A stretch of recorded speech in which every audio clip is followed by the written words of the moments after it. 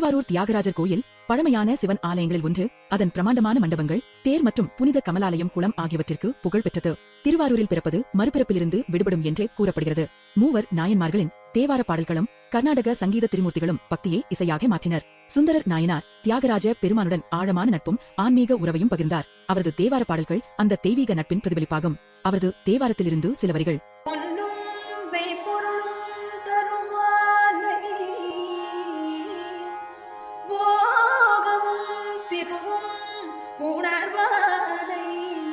திருநாவுக்கரசர் என்றழைக்கப்படும் அப்பர் திருவாரூர் தியாகராஜர் கோவிலுக்கு பலமுறை வந்து பெருமானை புகழ்ந்து பாடினார். அவரது தேவாரத்திலிருந்து சில வரிகள்.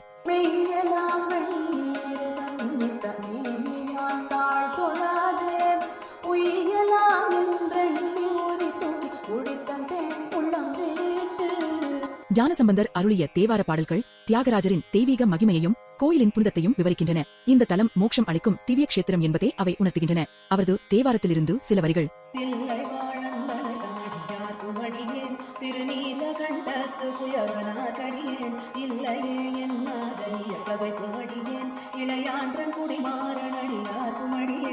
திருவாரூர் முருகனை பற்றி அருணகிரிநாதர் அருளிய திருப்புக்களில் இருந்து சில வரிகள்.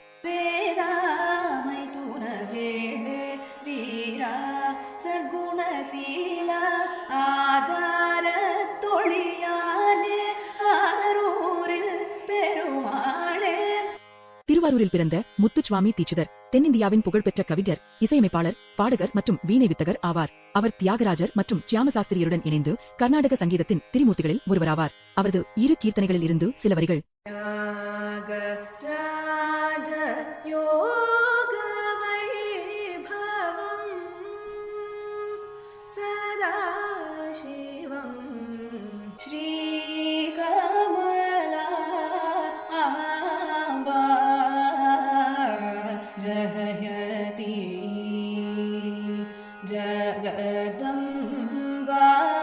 திருவாரூரில் பிறந்த சியாமசாஸ்திரி தஞ்சாவூருக்கு குடிபெயர்ந்தார். திருவாரூர் கோவிலை பற்றிய பாடல்கள் இல்லை. இந்த சிறந்த இசையமைப்பாளருக்கு அஞ்சலி செலுத்தும் விதமாக அவரது ஒரு கீர்த்தனையிலிருந்து சில வரிகள்.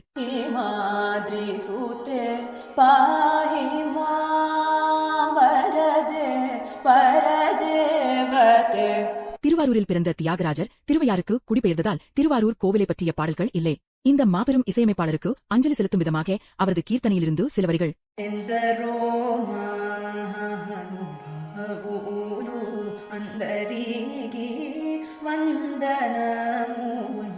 தேவாரங்களில் இருந்து திரிமூர்த்திகளின் கீர்த்தனைகள் வரை திருவாரூர் கவிதைக்கும் இசைக்கும் பக்திக்கும் கர்நாடக ராகத்திற்கும் இடையே நிலைக்கும் காலமற்ற பாலமாக திகழ்கிறது.